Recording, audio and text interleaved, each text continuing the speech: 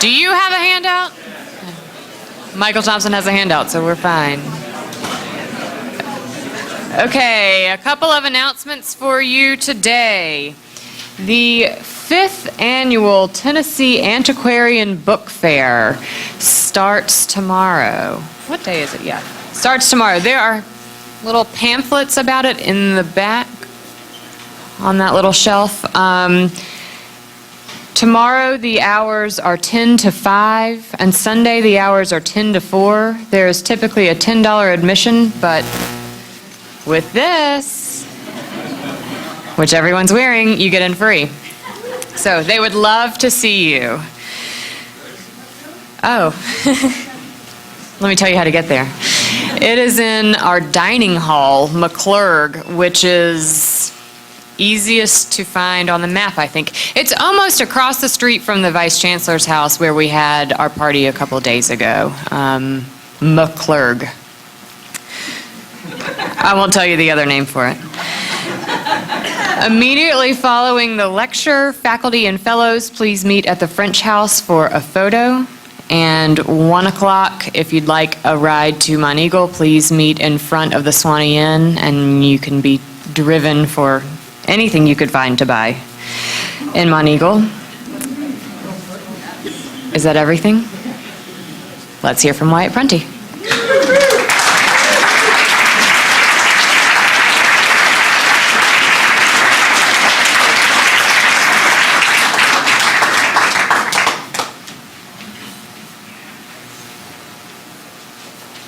There's a tradition here, going back 25 years, of trying to slip me some vodka when I'm drinking my water. So I brought my own. You have vodka? This is probably the vodka here. It may not be. You never know from year to year. I have a funny arm, so if my hand goes like that, really, I promise you, it's not a hangover or anything. It's a mechanical problem that will be fixed. This is entitled "Something Happened," and last year I read the first part of it. This is the second part. This is an essay that will be out this fall from Oxford University Press in a book called "Survey of Southern Literature," and I was given the end of World War II up till now. And I think the only other thing I'll say about that is initially some of us believed it really was a survey, and so I wrote about all the poets that I had things to say about from 1947 or so till 2 years ago, or a year and a half ago. And then I got the kindest email from my editor telling me that I had misunderstood, and that while I thought survey meant a lot of people, that really what they had in mind was something representative, like 2. And please keep it below 50 pages. And so I wrote about Randall Jarrell, and I read part of that last year, and then for the first half, or the first 2/3 really. The last third is about Donald Justice, who taught here for many years, and I taught with Don at Breadloaf many years before that. The first time I taught with him, he brought in poems in Italian, Spanish, and French. I may be wrong about the Italian, but I know it was 3 languages. It had to be those 3. And he said, okay, come back tomorrow with your translations of these. And he said, I don't think there are any collections you're going to find to help you crib it. You're just going to have to get a dictionary and work on this, or have the language already. So we all did that. I was in the dark too, even though I was his junior teacher.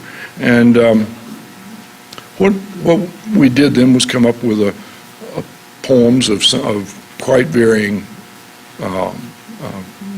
quality in English, and then Don pulled out the original poems, which were in English, and they had been translated into these other languages.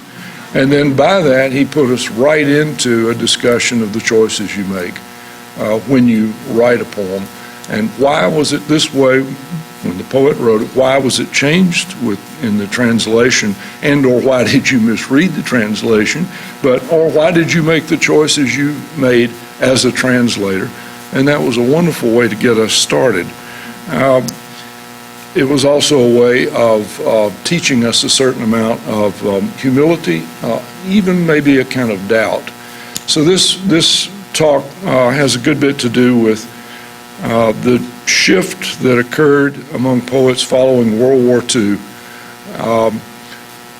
who had been mentored by the modernists, as you'll hear, and I'll just read the opening paragraph, who edited many of the leading quarterlies, and who sought to avoid romanticism. And I think that starting with Randall Jarrell, and he influenced more people, I believe, than we realize, there was a step back. There was something recursive there. Or you might say that the people who came after modernism were not anti-modern, they were the students of it, not A-N-T-I, but they were A-N-T-E, anti-modern in a way, in this recursive way, that there's an element of romanticism that comes back. Even though, if you look at Jarrell, he's as smart as he can be, and people used to read reviews written by Randall Jarrell in the New York Times, and the newspapers would rattle because they knew he was going to get a really funny line off on them at their expense. And people would look at them a little more cautiously maybe than they wanted. The other thing I would say is, more than Harold Bloom's idea of influence, when you talk about, say, Donald Justice in relation to John Crow Ransom, which is mostly what I'm going to talk about, I would say this, the word affinity, which Robert Pinsky has used in the past, may be a little fairer to the situation. And I'd also say, if you really want to talk about influences and or affinities with Donald Justice, you'd have to get into French poetry, which I'm not prepared to do. I'm just trying to show how that second generation that studied with many of the moderns had to make a change, and so they were in conversation all the time, but they were also pulling themselves away.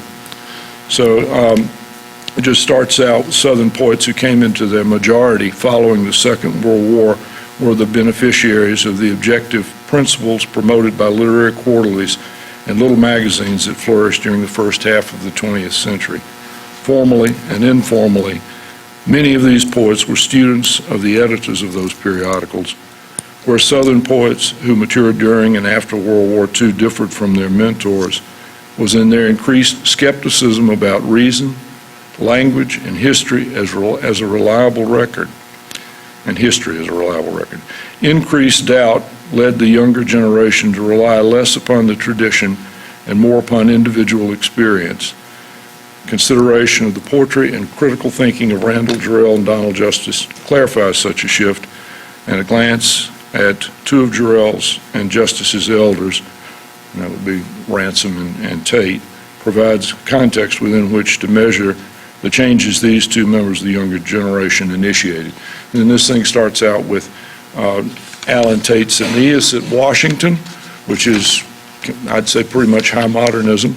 And then the poem I take up right after that when I'm discussing Jarrell is Randall Jarrell, you don't have it, is The Player Piano. And that's in the first part, so you don't have to worry about that. And I'll just say that the Aeneas, you can imagine Aeneas standing at Washington rehearsing all that has happened in Western civilization. You get the idea. And now you have to imagine Randall Jarrell in Blowing Rock, North Carolina, meeting a woman who grew up in Southern California as he did, and they're talking about Fatty Arbuckle. And so there's some humor, and that's another thing I'd say, the humor, particularly in Jarrell sometimes, and you see it in Howard Nimrov and others. You see it in Mona Van Dyne. The humor that these younger poets bring to the same subjects. You can look at Anthony Heck's rejoinder to Matthew Arnold's Dover Beach. He writes a poem called The Dover Bitch, a criticism of life. Or Mona Van Dyne's rejoinder to Yeats's Leda with Leda, and then another poem, Leda in Later Life. And in Leda she says, Leda herself just finally tried to put it out of mind.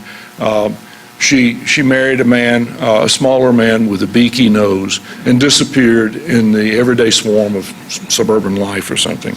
It sounds like they're almost, they're dismissing their subject, maybe almost dismissing themselves, but really what is woven in there is, if anything, a somewhat darker understanding of the possibilities of order than their predecessors who had come out of World War I with all of their doubts than even they had. And yet at the same time, there's this romantic element where personal subjects are used. There's a turn back to personal experience. Never mind that Tate especially drew from personal experience, but he would frequently transpose it into something else. But Jarrell and Justice were much more open about the fact that they were drawing from things that had happened in their lives, because I don't think they thought they could tap into the hierarchies of the tradition. They couldn't use allusion to give the poem authority the way their immediate predecessors had, and that had something to do with doubt. In a letter written during April of 1953, Randall Jarrell congratulates Robert Lowell on the good students Lowell reports having found while teaching in the Iowa Writers Workshop. Recounting his experience there the year before, Jarrell mentions that Eleanor's sister's husband, why didn't I just say Donald Justice, had written a Stevens-ish poem that was very graceful and accomplished. Spare and precise, Donald Justice's poetry combined John Crow Ransom's reserve and Randall Jarrell's expressiveness. As far as elders were concerned, a young Justice might write with something of Stevens in the back of his mind, but Justice's work more typically displayed the quiet ruefulness of Ransom's poetry. This changed, however, if Jarrell replaced Tate's tragic view with a sense of the absurd, Aeneas at Washington with pancakes, Justice replaced Ransom's irony with nostalgia. Both changes involved increased doubt and increased emphasis upon personal experience. Both poets were capable of an expressiveness reminiscent of the Romantics. If Jarrell saw modernism as a continuation of the tendencies of Romanticism as they were carried to their limits, Donald Justice observed what he termed our superannuated Romantic age. I should say they thought Romanticism was there all along, but they were going to go ahead and put it back up on the surface. They weren't the only ones who thought that. To consider how Jarrell and Justice could overlap stylistically, here's the Justice-sounding final stanza of Jarrell's In Those Days. And not all the poems I'll mention are in here, but this one is. It's on the very back. And you'll wonder what the N and the H and the H and the J and the N and the J and the J are. You could argue with me about these things. I don't claim to possess apodictic truth. But Nimrov is the N, Hecht is the H, and Justice is the J. That is, Jarrell, it seems to me, either has quite an affinity for what the other three poets were doing, or he's actually speaking back to them. I think it's both, one could be true in one case and another true in another, because Jarrell was older than these other poets. But and/or Nimrov, Hecht, and Justice could have come along and they were weaving a little bit of Jarrell into what they were saying. But so that's why I think affinity is a little safer. I can't, if somebody here can figure out who got there first and who was echoing whom, then more power to you. Write me. Okay, where did I leave off? So it's I go to the last stanza. How poor and miserable we were, how seldom together. And yet after so long, one thinks, in those days, everything was better. I should say Mark Strand, who wanted to be here and couldn't make it this summer, has written a poem called Nostalgia, and he dedicated it to Donald Justice. And when I asked him why, I had my ideas, he turned and he said, because Don is the king of nostalgia. You see what we have to live in with these older poets. Jarrell is addressing an individual, Amy Breyer. Here he is direct in a manner that would become characteristic of Donald Justice. The exclamation mark of his second line and the longing of the backward look in his stanza's last line, in those days everything was better, make a good match with the personal tone Justice perfected. The more striking match occurs, however, in terms of the nostalgia expressed. In that, on this occasion, Jarrell could be Justice. For comparison, here is Justice in his poem Psalm and Lament, which is in the front, I think. And it's just a little touch of that. But the years are gone. There are no more years. And then I don't think you have this one. Or there are these lines by Justice from Nostalgia and Complaint of the Grandparents, a poem which asks, but where are they now, all the sad squalors of those between-war parlors? And you do have this one. Or there is Justice's poem, Nostalgia of the Lakefronts. I love hearing all the... I apologize for giving you too much.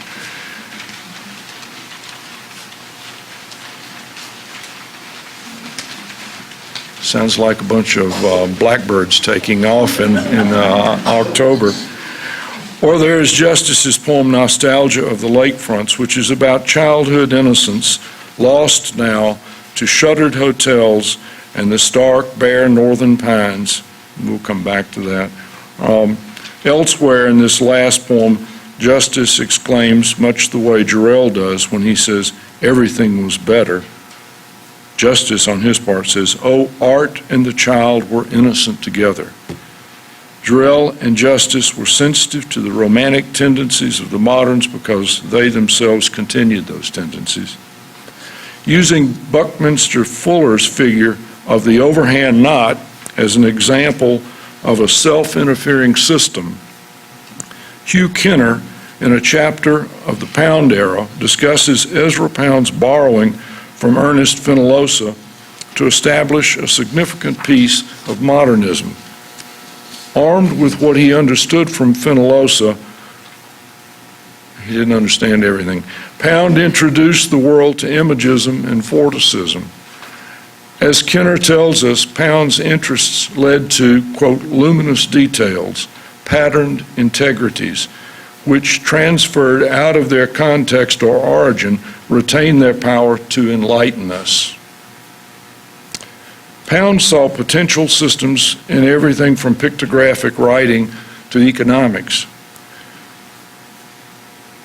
And now I'm going to jump to something that you don't have. To reverse the point of a line from Randall Jarrell's letter of April 1939 to Alan Tate concerning systems, it could be said of Pound that he, unlike Jarrell, definitely put faith in abstractions and systems.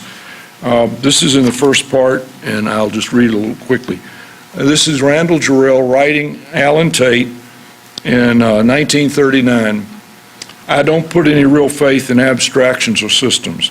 I never had any certainties, religious or metaphysical, to lose, so I don't feel their lack. I don't mean that I don't show their lack. I may very well. I think my mind is really unsystematic. Along with that, or perhaps because of it, I can't help thinking the world is too. And I'll reference something else. That's from the first part. So Jarrell was staking out a skeptic's position with the Roman Catholic Alan Tate in 1939. Was Tate Catholic yet? I'm not sure. I remember that when he did convert, that about a month later, he wrote for The Nation, maybe? He wrote for one of the large liberal periodicals an essay that began with something like how a Roman Catholic sees the world or something. And Peter Taylor wrote Randall Jarrell and said, he should have said how a Roman Catholic of 3 weeks sees the world.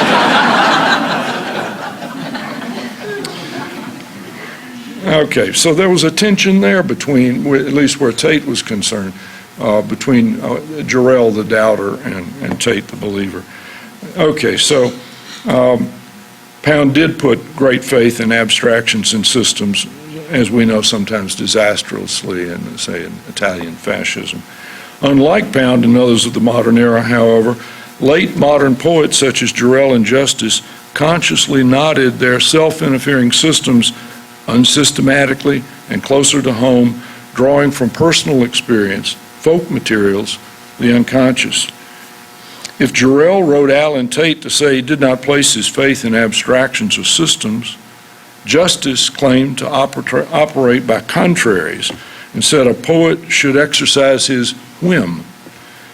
Here we see Jarrell and Justice not working out a new understanding by which to read and to write poetry as their modern predecessors did, but taking positions that were consistent mainly in terms of their tolerance for inconsistencies.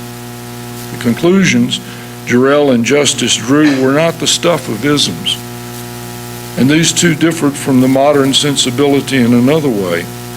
Pound and Eliot were American expatriates. Jarrell and Justice spent large parts of their lives in Greensboro, North Carolina, and Iowa City, Iowa.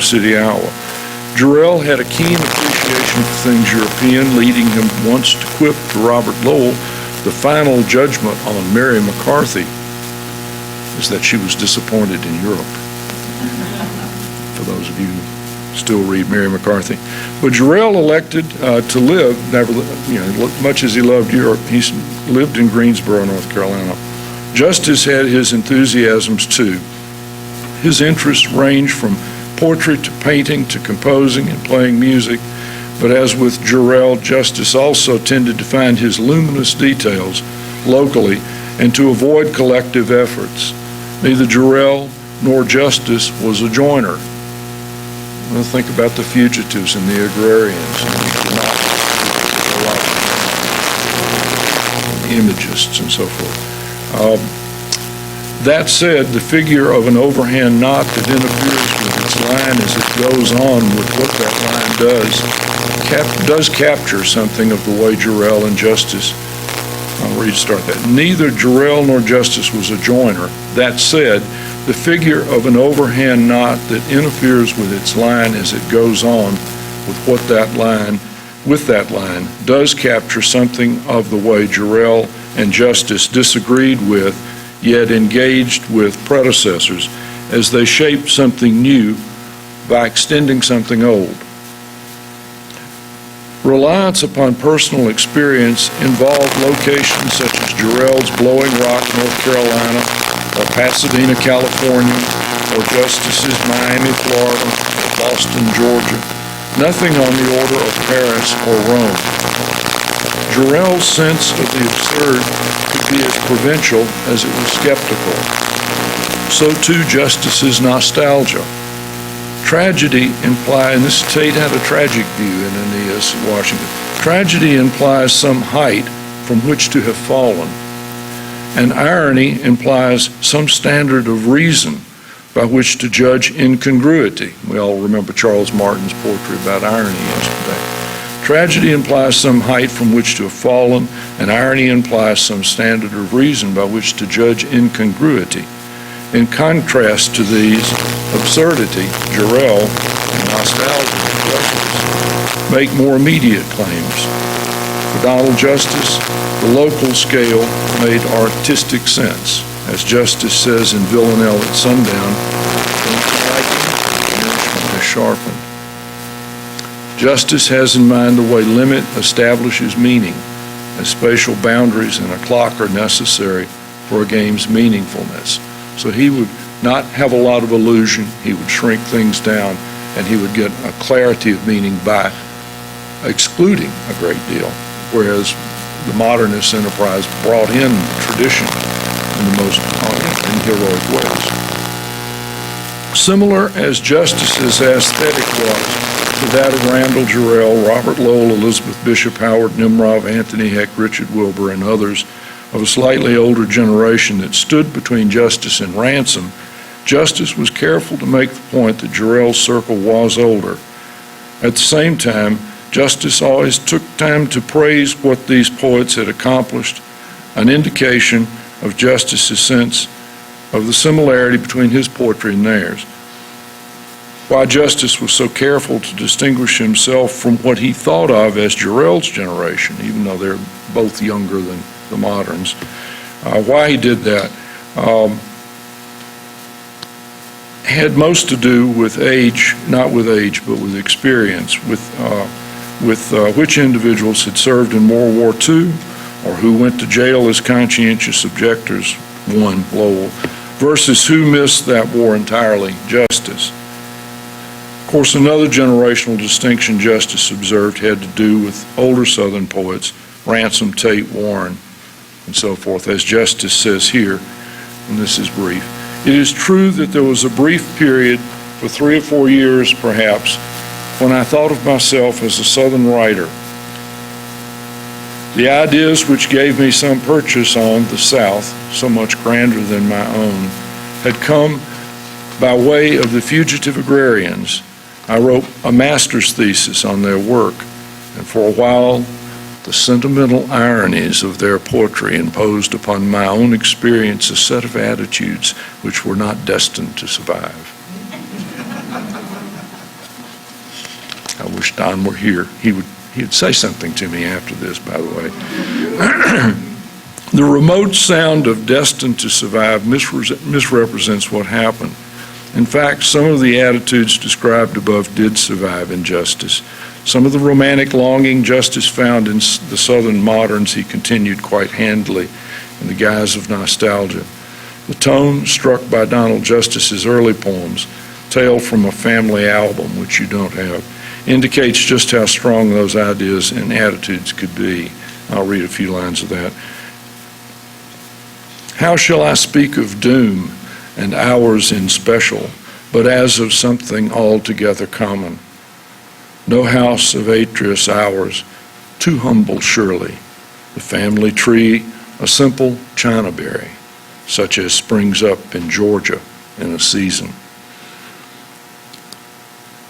Here Justice loops back to the echo of Tate's treatise, which is in Aeneas at Washington, even as he hints at Ransom's Blue Girls, which I think you do have.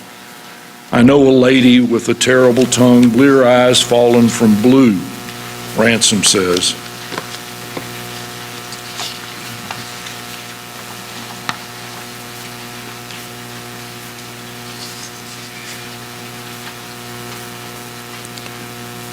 I know a lady with terrible tongue, blear eyes fallen from blue, Ransom says, while Justice, for his part, writes, I remember one who died young, though as a hag most toothless, her fine hair wintry from a hard encounter.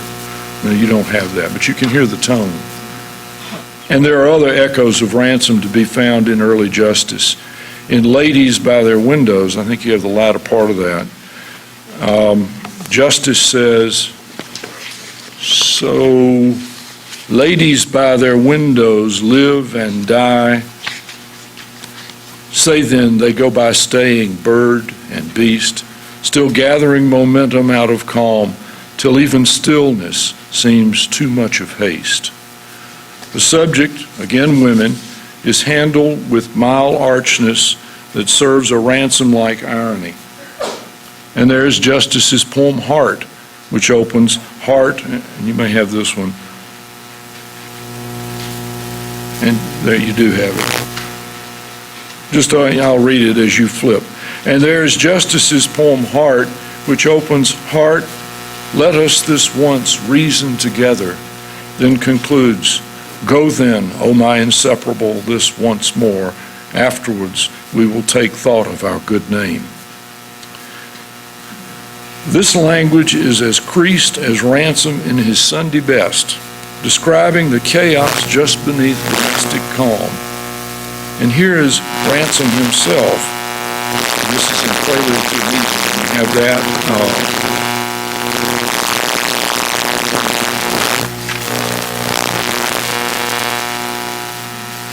Where it is.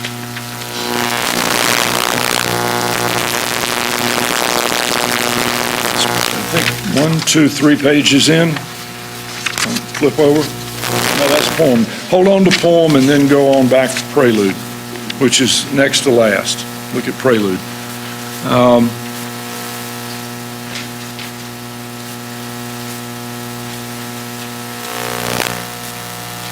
So just listen to Heart with Justice, and then we go to Ransom, and Justice doing Ransom's priest language. And here's Ransom himself. Oh, your most brief enchanted head full, suppose a miracle of confusion.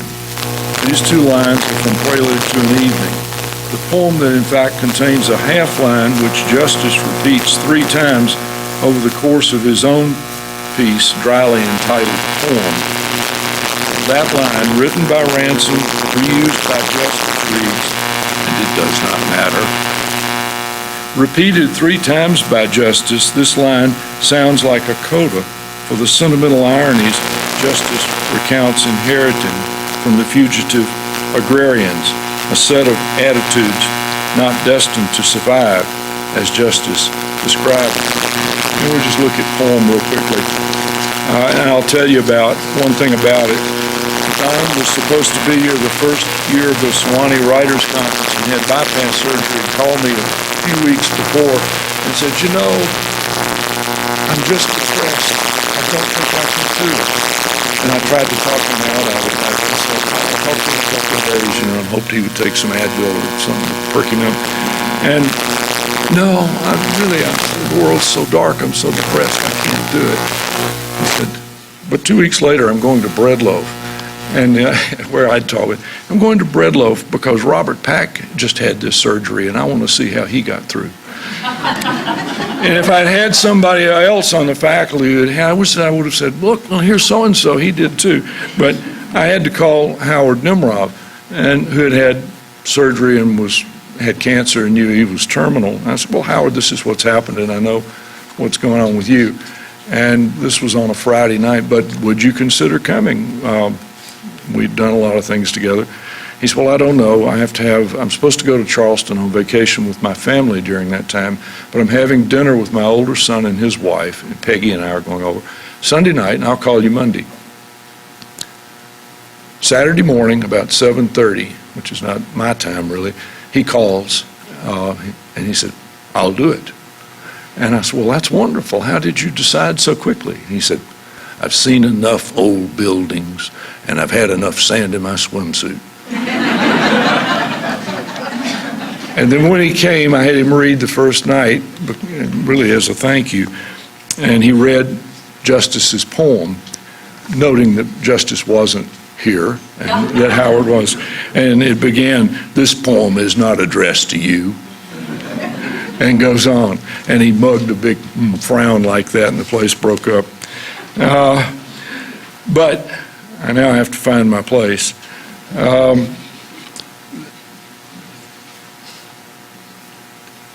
The line, and it does not matter, which you find farther down in here, repeated several times,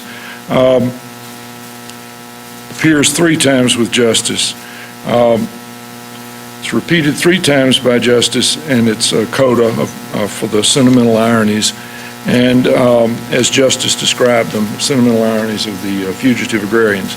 As evident in poem and elsewhere in Justice's work, however, the sentimental ironies of such attitudes or rhetorical stances, that's another subject, did survive in Justice.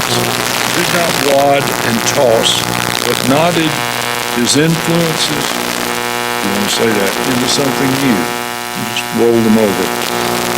Jarrell mentions the influence of Stevens in early Justice, but Ransom's complex parlor talk was the most noticeable feature of Justice's early work. Plus, some of Ransom's reserve remained with Justice to the last. Justice evidenced this with a uniquely personal tone, as here in his poem entitled Absences. I, who have listened for a step all afternoon, hear it now, but already falling away. Statement such as this often appeared in Justice, and unlike Jarrell or Tate, it generally did so for expression more than assertion. And there was that penchant justice had for abrupt turns or reversals, in which he would state a position, then state the opposite.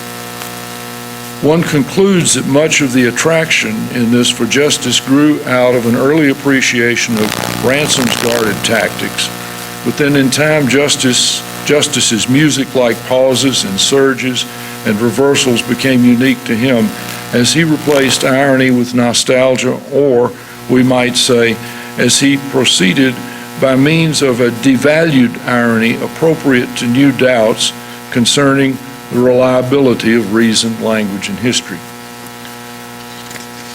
Justice's complicating tendencies are evident in his collection of essays, Platonic Scripts, beginning in part with the book's title. On the one hand, the title suggests an idealism by which Justice feels he operates while writing a poem, a sort of Platonic notion that somewhere ideally exists the poem. That's how he puts it.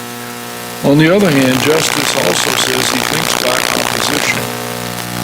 Justice repeats his Platonic notion in a chapter entitled Notes of an Outsider, where he says, I try to write as if convinced that, prior to my attempt, there existed a true text. But then, in what seems another reversal, Justice says he believes things tend to operate by contraries.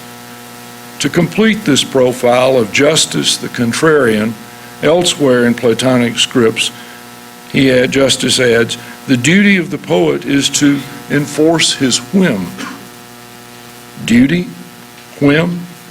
Taken together, there seems to be something fey about these ideas, even as whimsy does play a serious role in Justice's imagination. It is the mood of doubt and an acknowledgement of limitation that realigns meaning. At different points, each of the above statements was acted upon by Justice, indicating the difficulties faced by a rationalist whose ultimate response to and use for reason was emotion. He would go through the steps of reason, and then he would turn it into a gusty emotion on a wet road. To steal a little imprecisely from Stevens. Justice's irresolution between reason and feeling was part of the argument he maintained with himself. His poem At the Young Composer's Concert, I don't know whether that's in here or not. Well, I'll tell you about that. I was walking with him in front of Gary Hall in the early 1990s. I think we were going to lunch, and he heard somebody upstairs at Gary with an open window going over and over and over something, violin or piano, I think it was violin. And he stopped and he said, that young person is trying to compose something. And we listened for a while, and I didn't know what I was. And he said, yes, he's trying to compose something. So we had lunch. And then a few years later, this poem shows up. It's a wonderful poem. Justice's irresolution between reason and feeling was part of the argument he maintained with himself. His poem At the Young Composer's Concert ends, it is the more moving just because it fails, and is the lovelier because we know it has gone beyond itself as great things go. Or there is the short poem School Letting Out, which ends, all is forgiven now, even the dogs who straining at their tethers used to bark, not from anger, but some secret joy. The principles employed in the first poem are that the music is more moving because it fails, and it is lovelier because in failing it has gone beyond itself, which then we are told in another turn is the way great things go. Failure equals lovely equals great. Or in the second poem, School Letting Out, things are forgiven in a reversal exemplified by the way the dogs tethered used to bark, not from anger, but some secret joy. Release brings forgiveness as anger was joy all along. Is that what he's saying? Justice ends not on a conclusive note, as Tate would, but generally, not on a conclusive note, but by a series of turns in thinking. This is a method for making the irresolution between reason and feeling a condition of being more than a problem of logic. As part of the route Justice took to a more romantic poetry, impulses that Ransom kept muffled with arch syntax and elevated diction, there was Justice's frequent use of O or the OH, to begin a line or to introduce apostrophe. By this, Justice fairly announced emotion and contributed to what he, being a contrarian, meant by a word such as diminishment. Here Justice had in mind the focus that comes with removal. The astringent of loss can be a gain in terms of clarity. One thinks of Justice's choice of the title of his third collection, Departures, published in the 1970s, though the word diminishment is prominent in a later volume published in the 1980s. Justice found diminishment a kind of increased focus.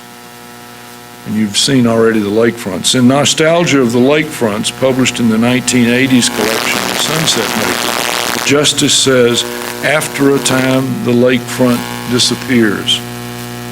And then he says later, and it rains perhaps on the other side of the heart. A diminishment may mean something has telescoped and grown smaller in appearance, but a telescope keeps its object in sight. Here is the last stanza of a late poem, Justice poem. There is a gold in certain old paintings, which makes a more extreme use of thinking behind a word such as diminishment. More extreme use of the thinking behind a word such as diminishment. And I'll just read this. The world is very dusty, uncle. Let us work. One day the sickness shall pass from the earth for good. The orchard will bloom. Someone will play the guitar. Our work will be seen as strong and clean and good.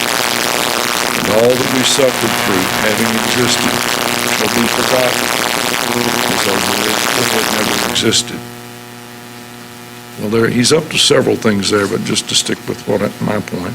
Repetition of existed allows Justice to end on a mixed note of almost redemption, almost oblivion. That which was suffered shall be forgotten. It's near redemption, but not. But those who existed will be forgotten too, something that approaches a kind of oblivion. And then we're back to the subject of the prelude, Ransom's prelude. Then there remains what in poem Justice borrowed from Ransom.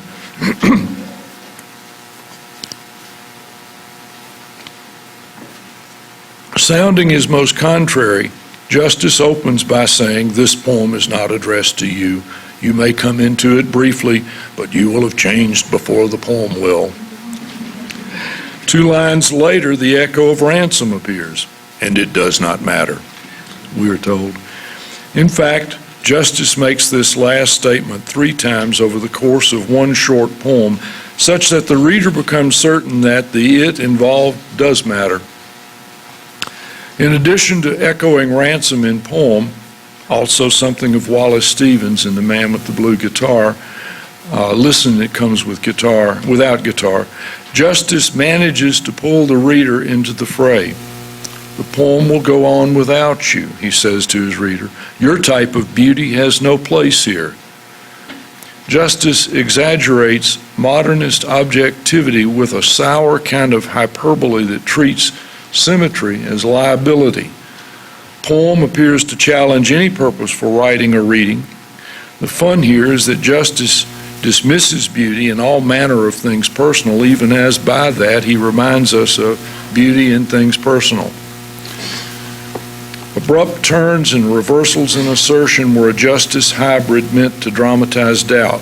They were his ironies presented as turns made with emotion. The cantankerousness of poem makes it appear to operate objectively, but its hyperbole performs the opposite function. Denial of concern confirms concern. By this and other roundabouts, Justice was as unsystematic as Randall Jarrell claimed himself to be in his letter to Allen Tate, though in one way Justice was systematic. He seemed determined to leave his readers in a quandary. He always wanted to spin you a little bit at the end. I'm going to catch one other thing by Randall Jarrell. At the end of Marchand, in the first half, I just said the Marchand ends more situationally. Jarrell is using Grimm's fairy tales, but I say in comparison to that, it ends more emotionally, situationally, not on a conclusive note, but with a complex chord too skeptical for heroic resignation and too engaged for irony. If that doesn't sound like doublespeak. That was kind of the way I summarized Jarrell, and Justice is approximating that with his own aesthetic. Poem is about what it rejects, the value of feeling. Justice says nostalgias were peeled from it, the poem, long ago. Here denial is acknowledgement because feeling is still the point. As we are told, the poem has been beautiful in its erasures. O bleached marrows, oceans of the drowned, nor is one silence equal to another. Counterthrusts like these continue as Justice reminds us of something by denying it. This poem is not addressed to you, he says, but of course it is. By the time Donald Justice published The Sunset Maker in 1987, his contrarian tone had matured. Where Ransom sounded detached, Justice sounded resigned. If Ransom seemed to cauterize emotion with irony, Justice acknowledged emotion even as he found ways to leave it diminished for a more focused, if distant, look. To return to nostalgias of the lakefronts, we are told that it rains perhaps on the other side of the heart, and nostalgia comes with the smell of rain, you know. The qualifying perhaps is counterbalanced by the reassuring you know. The contradiction between these two is not an either or, but an ongoing condition. For Justice, there are moments when feeling seems to have overruled reason, so only moments of doublespeak, such as yoking perhaps and you know, will hold things together, and only the poet who enforces his whim can do this. Justice's nostalgia and complaint of the grandparents is quick to telescope the macro to something whim-like, a moment when, quote, eternity resembles one long Sunday afternoon. Similarly, in Villanelle at Sundown, Justice ends by stating, we all go off the deep end finally, and why this is, I'll never be able to tell you. I love to read that to my undergraduates, and they just stare at me. Again, this is Justice using statement not to resolve emotion but to dramatize it. In this mood, the poem Tremaine describes someone reconciled to a despair that seems so mild there is no catharsis or escape possible. As Justice says, call that the static of the spheres. Bad pun. Call that the static of the spheres, a sound of pure in-betweenness, far and choked and thin, murmuring nothing much, perhaps, but murmuring. These poems are from The Sunset Maker, 1987. There is something at once wan and wised up about Donald Justice's perspective, something of the fin de siècle of the 1890s written in the 1980s. The emotion of decadence is joined with the reason of the moderns in a play of mind that dramatizes the way one can live with feelings that are at variance with one's understanding.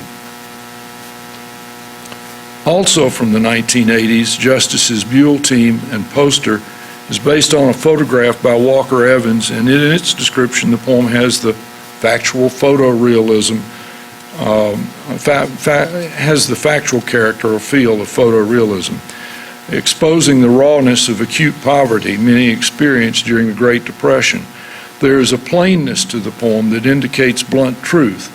Justice's expressive flatness, if one may call it that, is one of his most effective methods. But in a different poem of the same period, another tone controls.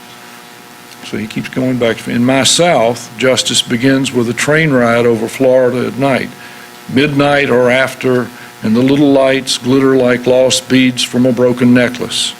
Standing, braced in a swaying vestibule, the speaker describes hearing from the smoking room the sudden high-pitched whinny of laughter pass from throat to throat. Then his attention returns to the train, and the great wheels smash and pound beneath our feet. The expressive power of the last part grows out of the restrained realism of what precedes it. The alternating tones at work here amount to contraries meant to dramatize contending feelings. The first three sections of My South are more reserved, but by the end, Justice writes with a language charged in the manner of Hart Crane, or maybe Alan Tate's The Subway, dark, accurate plunger down the successive knell of arch on arch. Or one thinks of the prose of Thomas Wolfe, whom Justice acknowledges at the beginning of the final section of My South. But most often, the notes struck by Donald Justice are more muted, more quizzical than Crane, Tate, or Wolfe. Nor are they ironical in the manner of Ransom, who sought the durative power of balanced argument. Justice's purpose is more a matter of muted longing. Donald Justice was born in 1925, 9 years after Randall Jarrell, and as mentioned, Justice liked to remind others that he was of a younger generation. Jarrell's generation, as Justice put manners, so he had two ahead of him where Jarrell only had one. Jarrell's generation, as Justice put matters, was made up of poets such as Robert Lowell, Elizabeth Bishop, John Berryman, Richard Wilbur, Howard Nimrov, and Anthony Hecht. But with Nimrov, separation in age was only a matter of 5 years, with Wilbur 4, Hecht just 2. The larger distinction had to do with the example of the moderns and the lessons taught by World War II. All of those older poets had some experience with the war. Lowell is a conscientious objector. The rest of them got shot at. Not Berryman, not Bishop. Bishop worked in a bomb site factory for 2 weeks. She was a different, special case. Randall Jarrell and Donald Justice were able to dissect modernism well enough to expose its romantic elements.